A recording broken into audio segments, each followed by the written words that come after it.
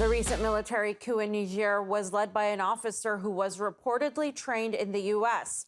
According to a recent media investigation, U.S.-trained officers have been behind coup attempts in numerous African countries, including Burkina Faso and Mali.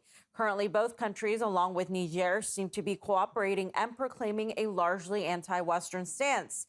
Gerald Horne, historian and author, says U.S. involvement in preparing coup plotters in Africa contradicts its image as a flagship of democracy.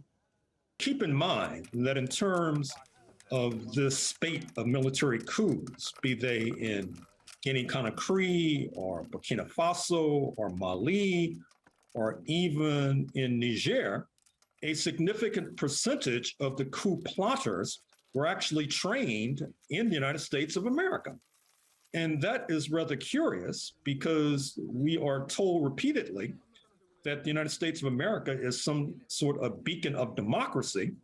Well, then, if that's the case, how do you explain the fact that military men that they're training are overthrowing governments that supposedly you are supporting? In Chad, for example, you also had an irregular change of government, but since the new regime was willing to play ball with France and the United States, there has been no talk of a North Atlantic nation military intervention.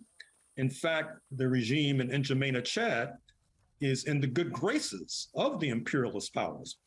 That kind of hypocrisy is also noticed by those who stormed the French embassy in Niger just a few days ago.